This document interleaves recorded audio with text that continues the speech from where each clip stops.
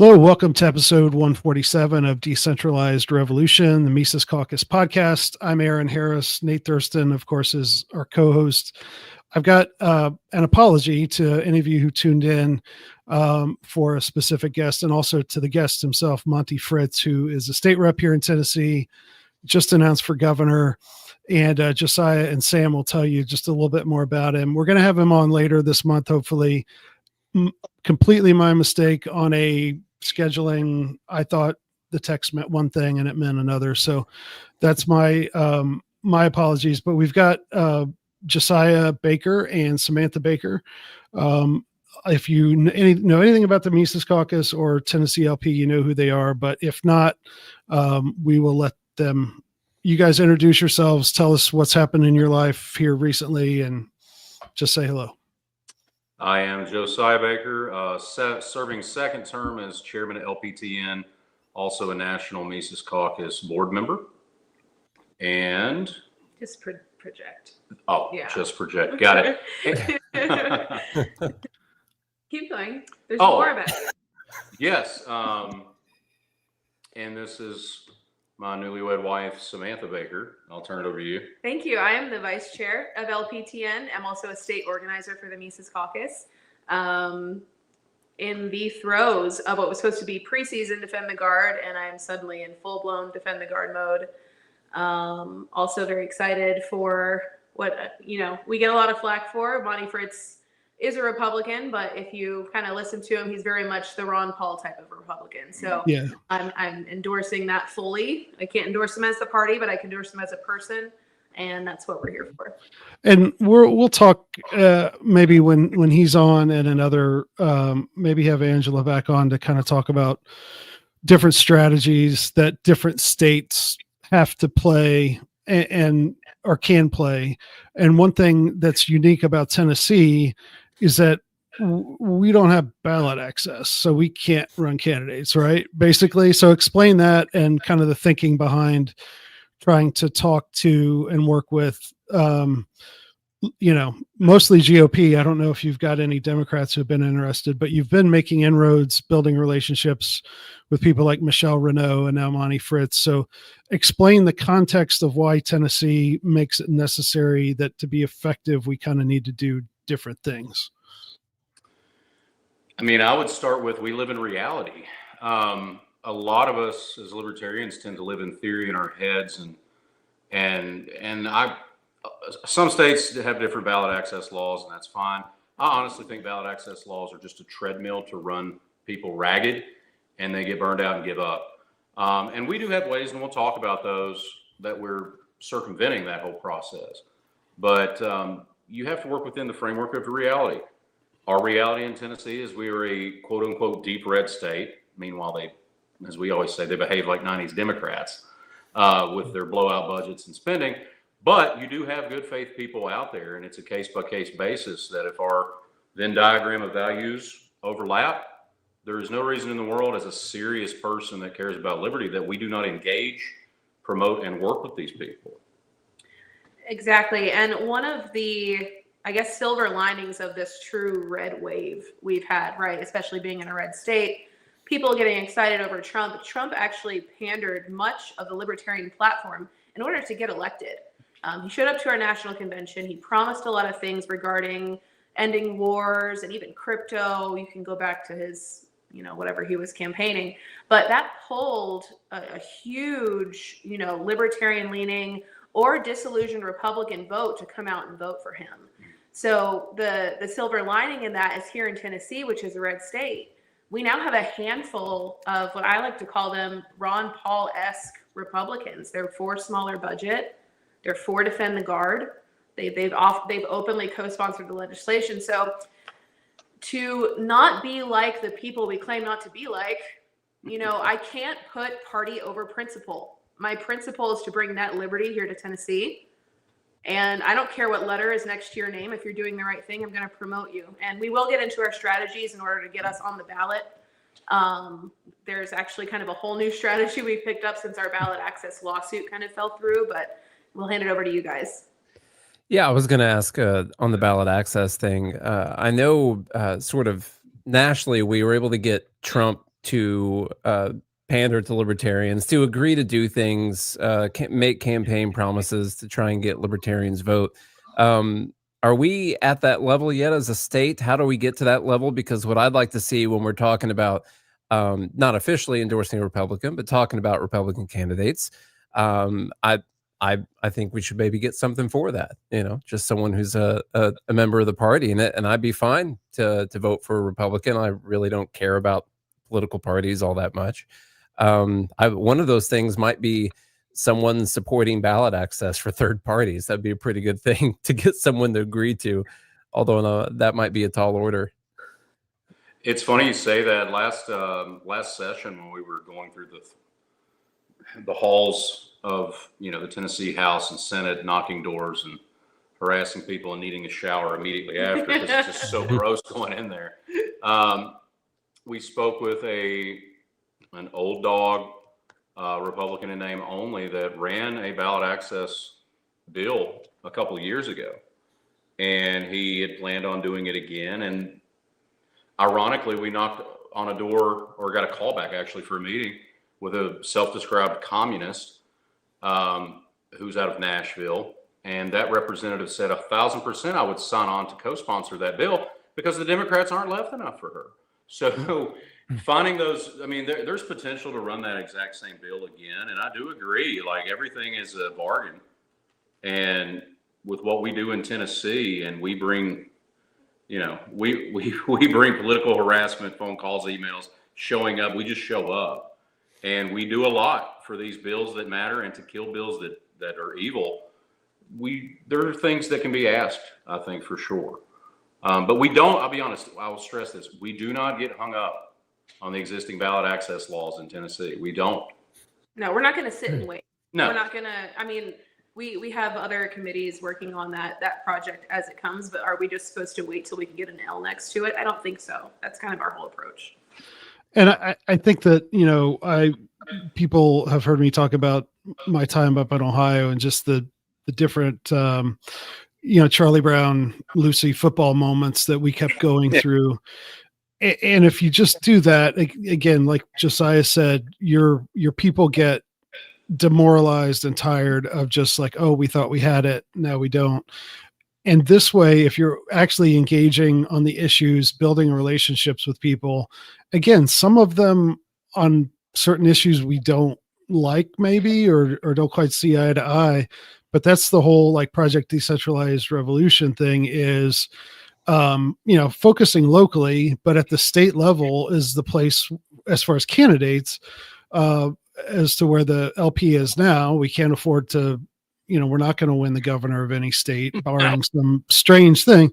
So like you build the relationships on single issues. Yeah. Mm-hmm. Go. I know. Go ahead. Math is still real. And the issues is where, no matter what party you're in, that's where you can have conversations. As soon as you turn it into R, L, D, even I, it becomes, it puts a lot of blinders on people, and they make a lot of assumptions. So if you go in saying, hey, the National Guard has been abused for far too long, ever since the war on terror, and they're just like, actually. And we had in subcommittee, we had one of the most conservative reps in Tennessee, Mr. Todd Warner, and one of the most leftist Democrats out of, was it Memphis? Yeah. Salinas. Like, they both tried to do the right thing during that hearing. And it's because it's on principle. It doesn't matter what the letter is. Yeah. Well, talk about, let's use the Defend the Guard stuff as kind of the template for how you guys have done things. So tell us about when you guys started to push that and how you were able to get traction. Well, it started 2 years ago. It got filed by a rep named Reedy, and it got filed just to check it off a list, get people off his back, and then throw it into the death of summer study. Didn't even get there. It got voted out. Killed. But that happened 2 years ago. That's where we kind of got our nose bloodied. Now, this last year, we caught lightning in a bottle with Representative Michelle Renaud out of the Chattanooga area. And she filed it based on principle. She was a rookie rep, and we had several co-sponsors. people like Monty Fritz, people like Todd Warner, good faith people like Jody Barrett.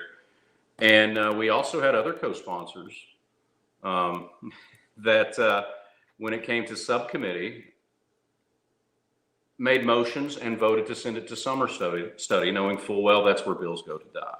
So one thing that we learned literally during the legislative process, we all took what we call FACL training, the Foundation for Applied Conservative Leadership. Yes, it's all the Ron Paul people, and they came at our LPTN convention on the last day and taught a full day class on this is how this works. Yep. And we were able to apply that literally in the middle of this session. That bill did get pushed to summer study, but we were able to apply that principle to a plethora of other bills. I mean, we were able to get bills passed, and honestly, largely because of her organization and folks within our team and our realm on issues. Like we got a cottage industry food bill passed that Michelle Renaud put up that you don't, there's no FDA oversight on selling your eggs and your milk. That's a big deal. We were able, our biggest feather in our cap was killing the Monsanto immunity bill. And that was a behemoth that they thought they were just going to run right through in an hour session max. And Props to Alex Grant. Yeah. Alex Grant was the one who got ear of that first he's out of the Nashville region, and it's a corporate immunity bill. And we had all the billions of dollars from Bayer and Monsanto pushing that, if this doesn't pass, you won't have glyphosate. And I'm a chemist. I did set I can. No one's taking away glyphosate. Nothing in this is talking about taking away your farming tools. This legislation literally says you can't sue a corporation if blah blah blah blah blah. And I'm a free market capitalist. I don't know about you guys. Maybe corporate immunity isn't really something we jive with here. Yeah. So it did pass the Senate, but we killed it in the House. Tons of media around that. And we say we, but it's not like he and I are here trying to put our names on it. Like we're here to fight for net liberty. We know we don't have a real seat at the table, but it doesn't mean we can't have influence. Yeah, I'm in the chats that, the Mises Caucus people in Tennessee and then the larger group. And I see when sometimes I pick up my phone, there's no notifications. And then 45 minutes later, there's 300 things because something has happened that you guys have been all over. And Sorry. No, it's fine. Actually, I have notifications muted, but I still have the badge that comes up that says how many things. And so that's I had to take the badge off. I took the badge and the notifications off. But that's the point, is that you guys are so, and not just you two, so many of the team are so on top of things. Yeah. So I wanted to ask about that. We started off talking about ballot access, which is something, as libertarians, we can sit around and be upset about that. And then you guys take a strategy is okay, we're just going to go out and do stuff instead and actually get a few things done. If anything, get some bad laws blocked, if not eventually getting us to defend the guard. So just tell me a little bit. Listen, I know it's not for me, but for the other people, some of the philosophy on that, why aren't we sitting here talking about the Rothbard and Mises and ballot access strategies and stuff like that, and instead we're talking about how we actually get things done? That's it. It just comes down to what your goals are. Why are you in this? And I see it. I've been in this crap for almost 12 years, and it gets disillusioning internally when people are putting party over principle, even within our little party. We're the third party. You can't do that. We need to work toward our goals. So we have this platform and we have these issues that we're really passionate about. Why would you not work with whatever it takes to get it done, right? And then, so from the PDR perspective, we have wholeheartedly adopted that as our strategy here in Tennessee to eventually get libertarians on a ballot. Now, product Decentralized Revolution, I wish Tatum were here, or if he's watching, hi Tatum. But I made a meme this past session. It was called Ron Pollination. And it was like Ron Paul's head on a bumblebee. And like, you have to inject these kind of like state, county, city level principles where we can get them. And so our strategy, thanks to our lovely legislative team, that includes Rich Leach and someone who should not be named from the volunteer region because of what he does.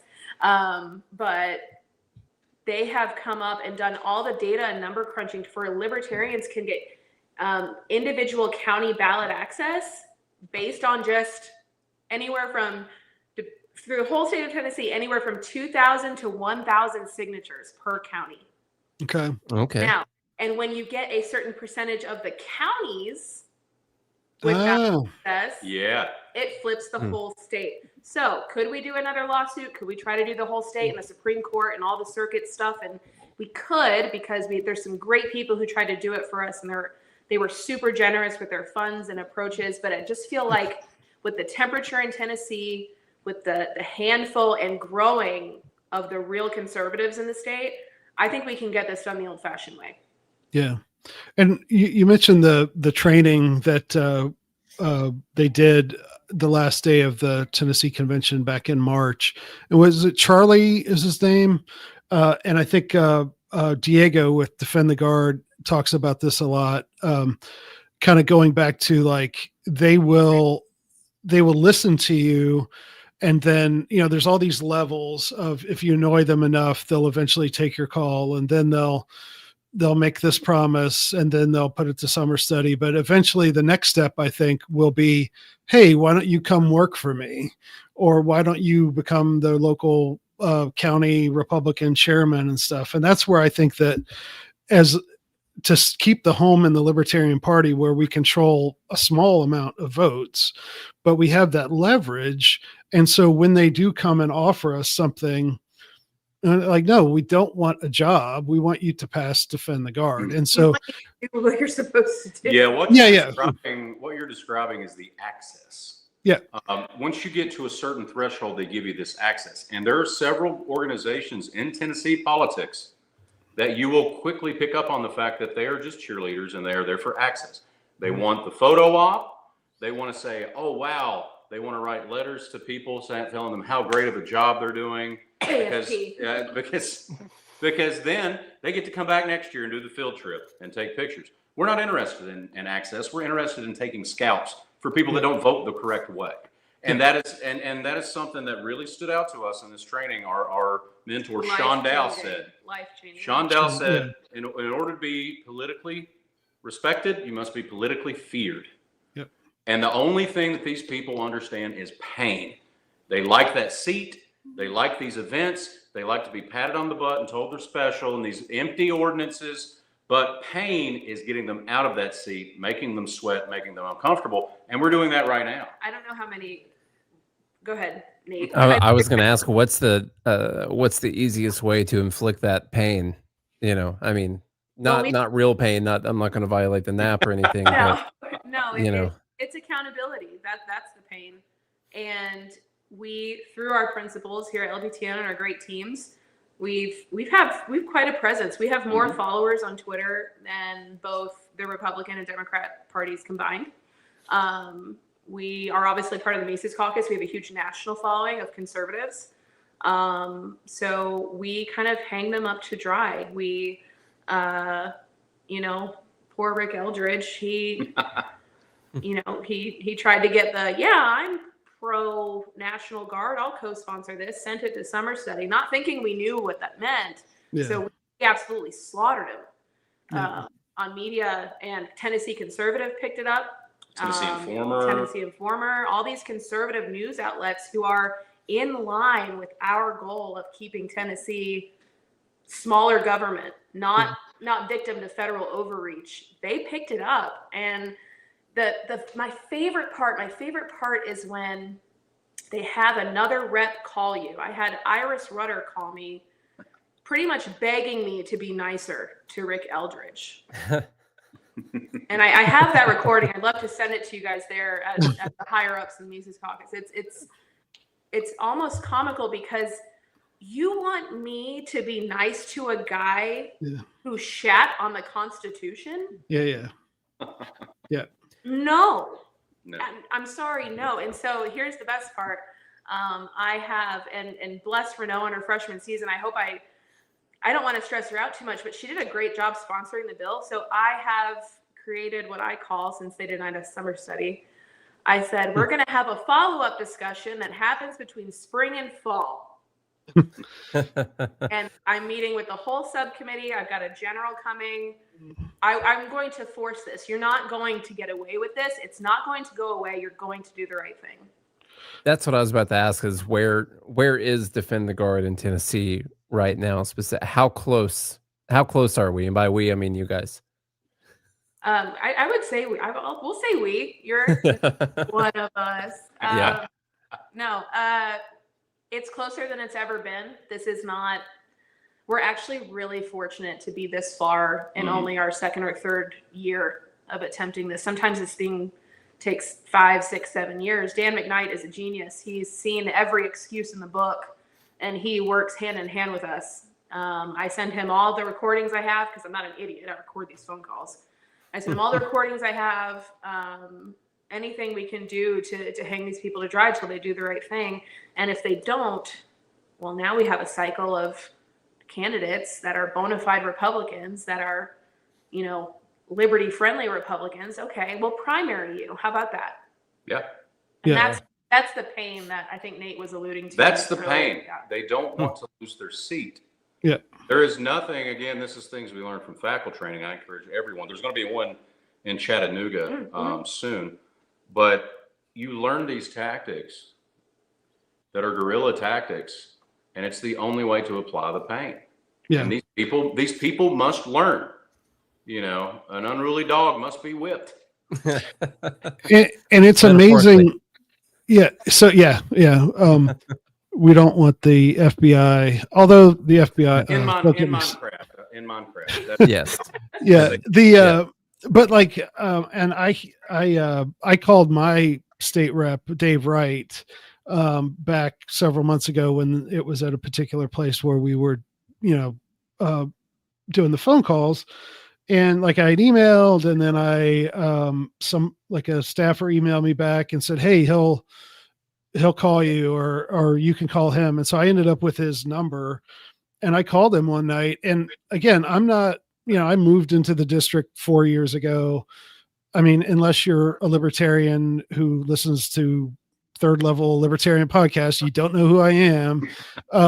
And this guy spent like 15 minutes on the phone with me, and I got to give him the whole pitch that Dan McKnight would give, and luckily I had been listening the different times that I've talked to Dan McKnight on this show a couple years ago and in person and stuff like that. Of course, he was here not too long ago on a night where I couldn't be here, and Nate talked to him, but I gave him the whole pitch, and he seemed like he was interested. And then I think he even asked me, he's like, so who's going to be against this? And I'm like, well, none of your constituents will be, and none of them, especially none of them who have seen action overseas will be, but the generals and the people and the defense contractors and the generals, the people high up in the military, they will be against it. So if you got one of those in our district, then he's going to be mad. But then tell us at some point they did bring out did they do the helicopter rides here in Tennessee? Yes, they did. Okay. So I was right. So tell that story. Yeah. Not the type of helicopter rides that sometimes libertarians talk about. No, not That's really part of my testimony. I said, I kind of spun it on the committee. Like these generals and these people who are partners and get bonuses from Lockheed Martin and Boeing, like they are relying on your inability to understand the Constitution. Yep. They're relying on taking you on a helicopter ride, and then bam, you're a ball washing station for their equipment funding. Yep. And I called them out on that. And honestly, I think that's why they didn't have the stuff to send send it or just kill it right out. Like Yeah. he was supposed to, I believe, wholeheartedly, Rick Eldridge was supposed to vote no. And his, nice thing to do, because he didn't know who he was talking to, was to send it to summer study, which is almost the same thing. And I don't want to let our guardsmen down. We have a great, we saw some leaked notes we have connections within the National Guard. We saw some leaked notes from the higher ups, and they're literally lobbying within leadership on how to talk to legislators against Defend the Guard. Yeah. Now, granted, it looks like ChatGPT wrote it. Yeah. Boomerish of notes, and we can pick them apart. But yeah, I mean, but we always pick them apart, and it comes down to sitting these people down and threatening their seat, which we are doing. Yeah. And again, we're doing that. We can't, as a party per bylaws, endorse anyone, even if, for instance, we have a candidate that has announced that is down in the Athens region. He's a Mises Caucus member, LPTN member. He's running within the GOP because that's what you have to do. He is a bona fide Republican. Yeah, bona fide Republican, voted in all. He is one of our guys. He's an elected constable right now. Glenn Jacobs is a lifetime LPTN and Mises Caucus member. None of this label stuff should matter when it comes to what you're running on. Yeah. Ron Paul was a Republican, just to bring that up. Oh yeah. Also, yeah. So okay, let's get somebody maybe listening to this and be like, well, how can you threaten somebody's seat? It's a couple, it's a few hundred people who identify as Tennessee capital L libertarians, maybe. So why do they take us seriously when we say something like that? What's the nuts and bolts of what we could actually do that they're responding to? So rule number one of PDR, build your coalitions. And the only way you build your coalitions is by showing up and being productive on issues. That is how you build this network of people of like mind on one or two issues. And all of a sudden they show up and have your back, and vice versa.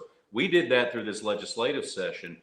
And whether it be food freedom, Defend the Guard, medical freedom, TFA, MAHA, yeah, all these have to go groups. meet these people, not just talking online and I'm mad at that too, heart button. No, you have it's a labor of love. None of us are paid for this, but you have to show up and meet these people, and then when it's go time, they show up for you too. And what these people have that we got a Mises email list, LPTN email list. It's great.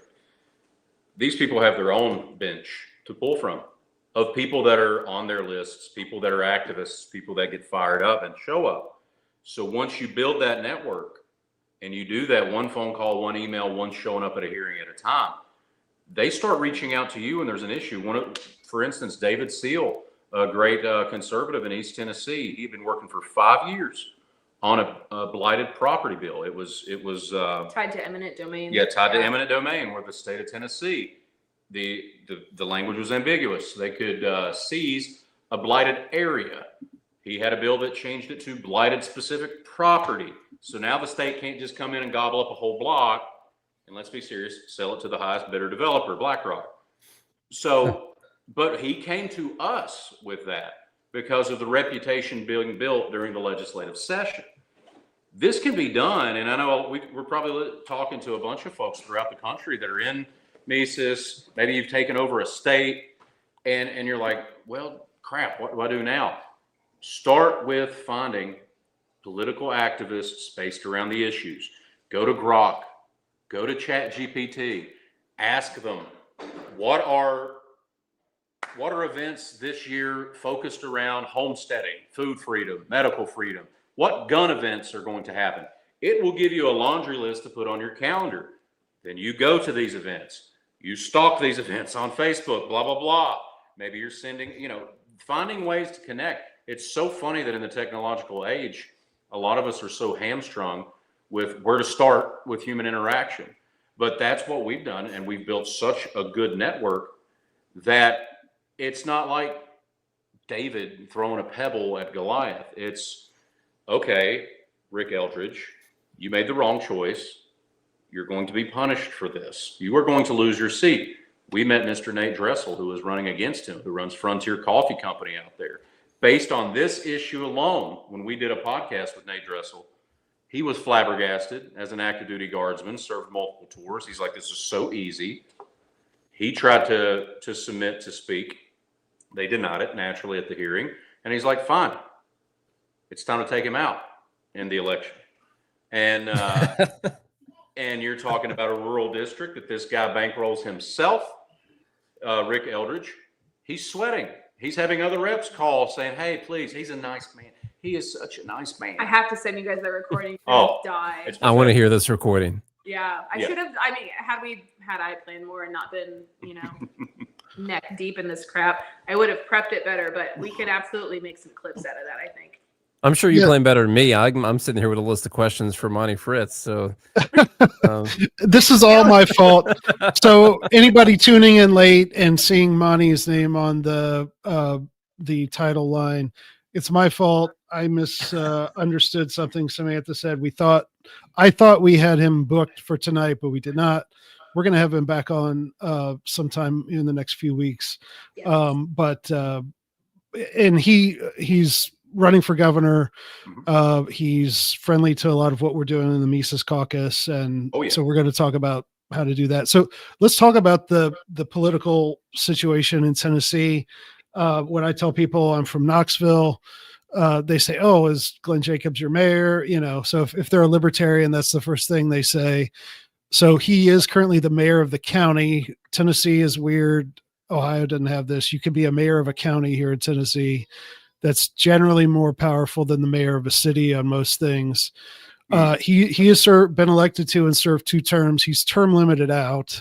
And I know we were hoping that he would run for governor or U.S. Senate or whatever, but it's a big club. And even if you're Kane, you don't necessarily get to go to the front of the line. So and the governor is term limited out. So what's going on with Glenn Jacobs specifically and the big governor and Senate and the whole situation in Tennessee? That is a great question. We'll be right back. No, it's an interesting situation. Obviously, everybody loves Glenn based on his principle and his track record, but it seems that it wasn't in the cards. Marsha announced, ironically, in a very much Hillary-esque campaign of basically it's her turn, and also I like Trump, and that's literally her governor 90% campaign. Of the campaign. So this is Marsha Blackburn, who I think she's been elected twice to U.S. Senate, and she's going to run for governor because the current governor, Bill Lee, can't run again, correct? Yes. Okay. She's Bill Lee with a lot of 1980s hairspray. Yeah. The whole Minnie Pearl thing. Same 90s. No. Don't besmirch the memory of Minnie Pearl by comparing her to Marsha Blackburn. Okay. Minnie Pearl is a national treasure, and Marsha Blackburn is a run-of-the-mill U.S. senator. So don't. Yeah. Yes, she is. The Minnie Pearl routine is getting old, though, from Marsha. That's how I should phrase it. It's an act. It's not. Yeah. But then you've got John Rose, who is basically a little more milquetoast Marsha. I mean, he's good on some stuff, I'm sure, but he doesn't really move the needle for folks. And then you've got Monty Fritz entering, who is a late enter. Yeah. Firebrand.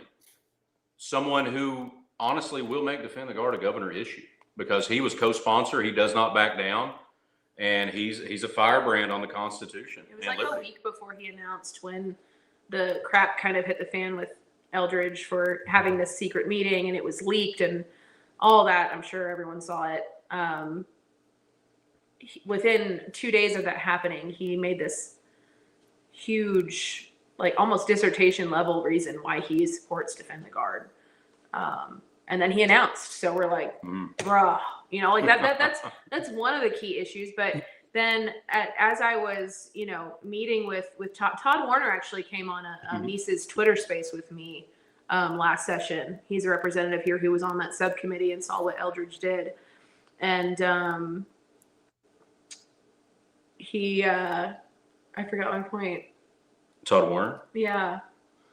Well, I mean, Todd Warner and Monty Fritz are part of what we call the Liberty Bloc. We in Tennessee, and I recommend everybody do your homework on your state reps. Check the voting records on these issues, and you can find your little Liberty Bloc. Just like in national, where we only have Rand and Massey and now, Marjorie Taylor Greene. Oh. You can look on voting record and find these people. I And remember my story. So was there, defend the guard. Good job, Josiah. Yeah, great job. Hopped in the elevator. Monty hops on with us, Todd and I, after the Mises episode. And, nice to meet you, pleasantries, whatever. I'm from the Mises Caucus. We're kind of the remnant, the leftovers from the Ron Paul. And just kind of to put it in layman's terms, like, oh, how would you guys feel about a Tennessee Doge? Nice. And I'm like, Yeah. Yes. Yes or yes. So, yeah. That's the attitude that he brings to the party. And what's interesting is if anyone a lot of reps pretend to be conservative here in Tennessee. If they want to seem like they are, they reference their relationship with Monty Fritz. Like, we love Monty. Monty's the best. Yeah. And he really is a real one. Like, he's a real one. He posted this huge thing against the establishment GOP here in Tennessee less than a week ago. That's almost gone viral at this point. And he's doing this for the right reasons. He doesn't have to. No. He could stop. I just think it looks like what will be a 30 something split. He might have that edge. Mm-hmm. And our job here for people to hey, we can't get a libertarian right now. He's the most Ron Paul guy there. Yeah. When is the primary? So the general election is fall of 26. So what are the date posts for the governor's race until then? I think it's in the spring, isn't it? Let's see. It is. That's a good question. I should have an answer for you on. That's okay. I can look at it too. Primary. August of next year. So we got time. There's a lot. Needs it now. Okay. And people, again, if you've never, the broader audience here outside of Tennessee, we're not here trying to tell you, you got to do it this way. Whatever works in your state. The number one thing you can do is get plugged in to your local political, communities. Get a pulse. Start going down. Now, time out. I know we're libertarians. Make sure you shaved. Make sure you showered. You put on deodorant. Practice at least making eye contact and not rambling. If you got to write, like we've done for the past hour. Smoke filtered cigarettes that day instead of unfiltered. Yes. But go down during session and walk through. Not only talk to your representative, but you can literally knock on these doors. They're just people. Talk to them. Hey, have an agenda. Have a certain bill. Just get your feet wet with that. And as you build this repetition, it's like a muscle. All of a sudden, you get more confident with it. You're going to bomb.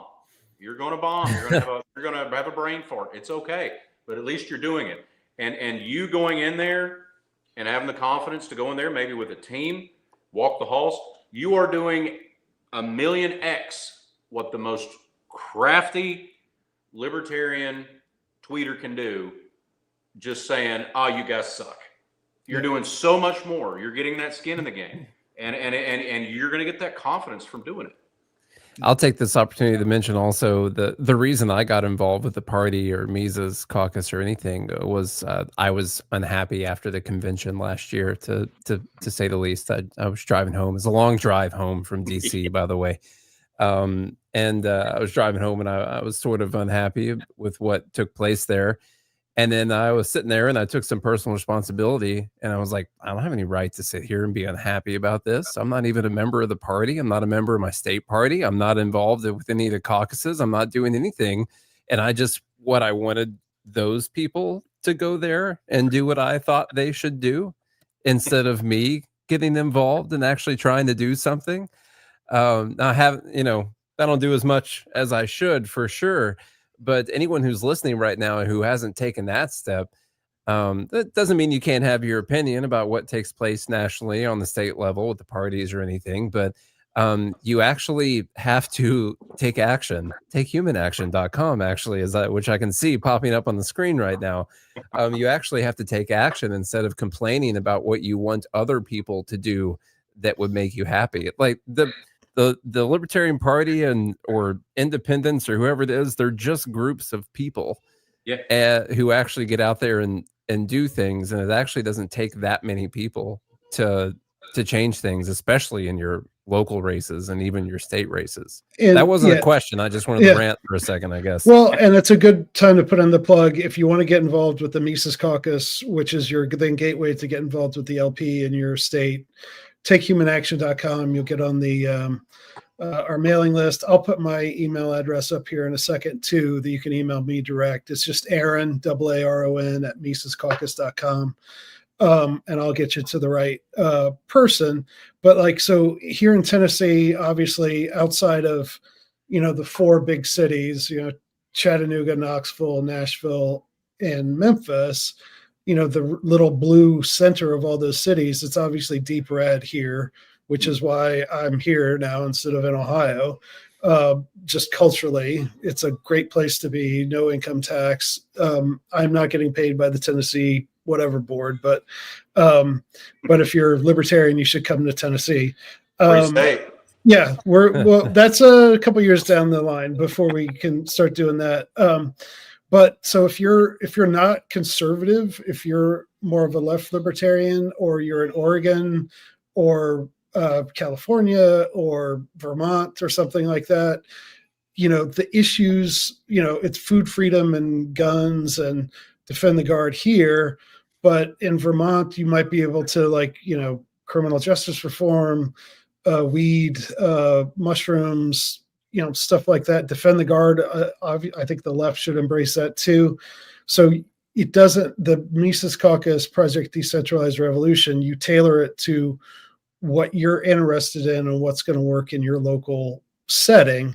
And so, we've had little successes and big ones by people who have, done exactly what you guys are doing. What's the situation on the ground, build relationships, and pick an issue or two and go after that instead of waiting for ballot access and convincing somebody famous to run for governor on the LP ticket or whatever.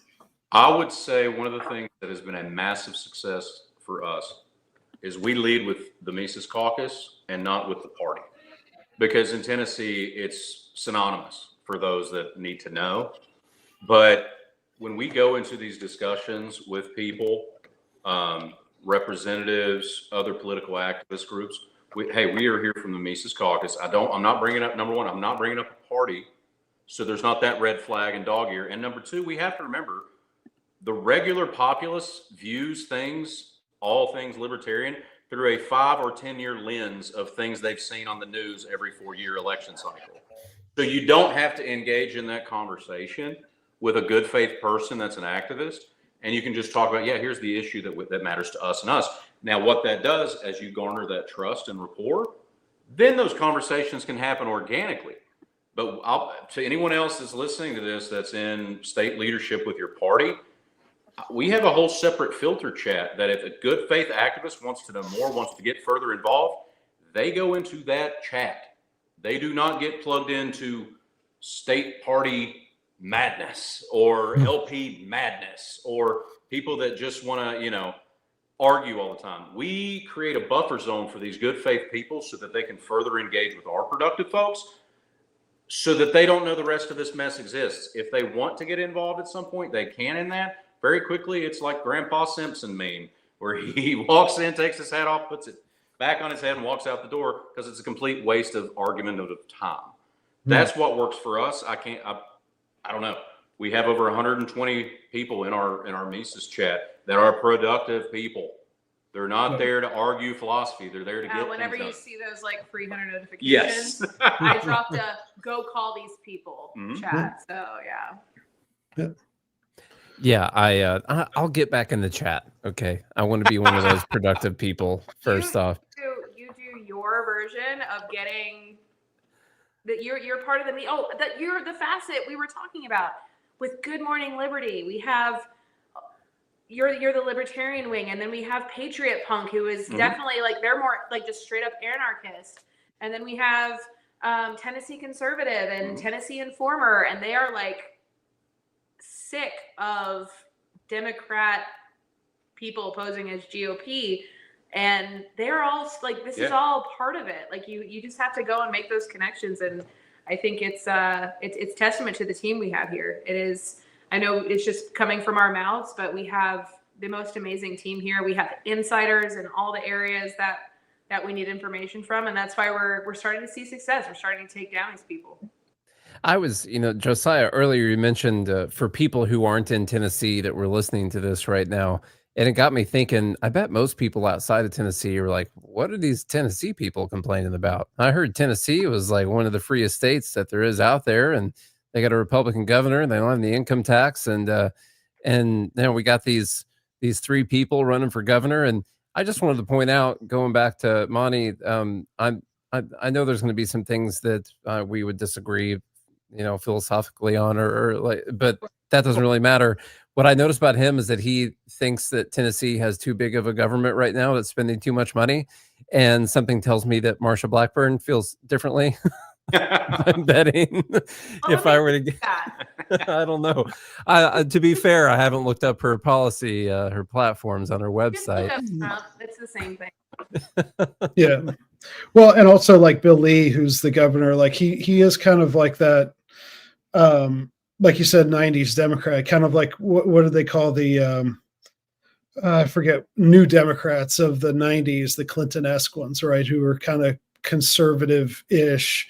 Progressive. Yeah. The best way I heard it described was with our friend Nate Dressel on his Frontier podcast. He goes, Bill Lee is the most milquetoast conservative ever. He's the kind of guy during COVID, he goes, oh, what are they doing in Florida? Yeah. Oh, what's Kristi Noem doing? Oh, right. Okay, we're going to have a day of prayer. Like that's his level of like conservatism. He's like, lick a finger and I'm gonna tamp it down. Yeah. And it's really gross. And you're not wrong about saying that Marsha is basically because Bill Lee can't run again. Well, and the another point with Bill Lee is like during the trans person who showed up to school in Nashville, like he floated the red flag laws. Yeah. In response to that. So like, it's Tennessee compared to Ohio, where I'm paying 6% income tax, state and local. It's a big difference, but it's still America 2025.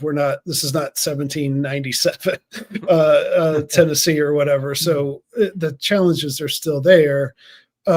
Is he going to run for that Senate seat, or what have we heard about that? I think he's confirmed he's not going for it. Okay. So it's a hurry up and wait on who can do that. He being Lee? Lee. Okay. So I've heard he's pretty much done. So if Marsha leaves, there's part of her term left, right? So she could theoretically, she would pick her replacement until they held a special election. That is correct. You will see and not going to name names. Maybe I should. Do it. So Tim Burchett and Glenn Jacobs seem to be playing up to the establishment when they never have before. Okay. Yeah. You can't deny those data points. So I have a feeling, they're doing what they have to do to get whatever, but it hurts us. Glenn Jacobs was at one of our meetings, less than a year ago? Like it's hard to watch him endorse people like Lee Reeves and be buddy with Marsha, but honestly, if that's his strategy, I say do whatever it takes to get into that spot. I don't know if that makes me a bad libertarian or whatever, but I know I don't know him personally, but he is a Ron Paul libertarian, so I'm confident. He is a Mises Institute guy. Like it's hard to, and that's where we need to shift our approach, because now it's like, okay, how do we stick to our principles with a guy who is like, oh, Marsha's the best ever. Like, it makes it it adds a facet of difficulty to where, we could, fall in line, or we could just be kind of quiet for a little bit. Like, and if that's what he's doing, he would also understand if you did what you should do in that and call him out for it. If that's what he's doing. If that's not what he's doing and that's actually happened, then he should be called out. But if that is what he's doing, then he would understand getting called out too. I do think that he would be an infinitely better, interim senator. Yeah. Mm-hmm. And then about really having a block. Or then if Burchett goes to Senate and he goes to Congress. House, 'Cause Yeah, pretty Birch dangerous. is my congressman, so God, yeah. it's so messy, and I had a really bad black pill breakdown like last week, Yes. Yeah. but we're all okay. We're here talking about it. So. Well, one thing that I think people in general need to learn, but especially libertarians, is in regards to, Glenn Jacobs is being nice to Marsha Blackburn. We don't have to have an opinion on everything. We don't have to voice an opinion on everything. Amen. Just okay, I want to talk about Defend the Guard now, or I want to talk about food freedom. Like you don't have to post about, so I used to be, 10 years ago on Facebook, I registered my opinion on everything. And the less I do that, I'm almost never on Facebook anymore. And I'm so much happier. Oh, yeah. Because I focus on what I can do. I focus on trying to do this podcast and doing what I can with the Mises Caucus.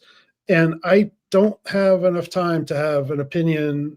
I mean, I have a micro opinion in my head about the latest Trump controversy of the day, but like me writing a tweet about that is not going to do anything. So anytime you're in a conversation, put it back to what you want to talk about. Just stay on message. Yeah. 100%. Yeah. Picking your battles and honestly keeping an inventory of your allocation of time and energy. Yeah. Because it's very easy. I can't tell you how many times you roll out of bed or before you go to bed and you're scrolling and then, oh my God, what? Why are we even bothering? And but then sometimes I'll just set the phone down and live life a little bit, breathe, focus on what I can do, what I can change, whether it be in my family unit or locally, and even now at the state level. And it's very encouraging. That's something libertarians have to do because we're addicted to losing, is learn how to, number one, define your wins, and number two, celebrate those wins. Yeah. A lot of times, like winning, what does winning look like? Well, for folks that are completely allergic to it, you don't always realize it. A win for us was killing a huge bill. Corporate immunity. Corporate immunity. That was a big deal that they're doing all across the country right sorry. No, they didn't kill it. They sent it to summer stuff. now. Oh, yeah. So, Yeah. But that's a win. Forging relationships with people that are going to have your back in political battle that may not join the Libertarian Party. So That's a win. That's somebody I know. I can rattle off 10 people right now. I could text or call and say, hey, this is getting ready to go down. And they're like, let's do it, metaphorically speaking. That is a win. And once you realize there's nothing, no greater feeling than realizing that you're not an island, you're not alone. Everyone else within the caucus landscape and everybody that listens to this show, you're not alone. And you can reach out to folks and spitball ideas. Again, this is what's worked for us in Tennessee. I can't prescribe that anywhere else, but the mindset can be prescribed. Yeah. Like you insert your variables and do the same thing. Go meet them. Go meet them where they're at. Okay. Speaking of, let's talk about what's coming up for LPTN in the few minutes we have left. I know that we are trying to get the Libertarian National Convention to come here in 28, correct? So unfortunately, it's in Grand Rapids, Michigan of next year, which of all the places to go, Grand Rapids, oh my goodness. I don't know why they did that, but the previous pre-Angela administration left us with that one. So we're stuck with Grand Rapids. But what do we have to do to try to get it in Tennessee? I assume the bid's going to be for Nashville, unfortunately, because Nashville just has it's better for flights and venues and stuff, right? Yeah, I would think so. Go ahead. It's centrally located, number one. Right. It's almost smack dab in the middle of most of the population of the country. Number two, this is where we ride this wave, right? There's lots of disillusioned Trump voters. There's lots of people who are like, what else is there? This is our chance to prove them in a red state, quote unquote, right? Yeah. There's also in Nashville, which is a blue city, right? Yeah. Like you can come here and Massey will be here, MTG will be here, and then we have Afton Bain, who's kind of like this representative who got arrested for protesting. Like, she's this super blue, but we have this amalgamation of a net liberty mindset happening in Tennessee, and we need to share that and say it can happen here. Like, with the progress we've made here at the state level, come here and see how it works and see where you can take that elsewhere. And I think we have to sell it to the point of we have both here. Yes, we're a red state overwhelmingly. There's people who are not really happy with that flavor of red because it's actually more purple. Yeah. Right. So I think this is like a key hit every demographic kind of location that I think we can have it at. And people will learn a lot. People will meet people they've always wanted to meet. People will sit in on some things. And even if they're not, super hardcore voting member, they can come by and learn what we're all about. We're not the LP of 10, 15 years ago where it's just like, oh, we're all kind of in our own little bylaws debate for the next 6 hours. Like, we're talking about real stuff here. Yeah. And plus I can, if it's in Nashville, I can go to the station and listen to bluegrass after it's a little tiny bluegrass club. And from the pragmatic standpoint, Nashville's a destination city. Yeah. More people are apt to come to destination cities. Oh, did we mention it passed in the LNC last night? It's going to be in February. Yeah, tell me about that. Okay. That's what I'm glad you mentioned that. So normally it's Memorial Day weekend, which is way late in the presidential cycle. So what got them to finally get out of that rut? So for years, I think if you polled everybody that came to an LP convention, about the number three complaint is always, why do we start this so late? Yeah. Because the candidate only has X amount of time to do it, and which I agree with. So It had something to do with Texas, right? yes.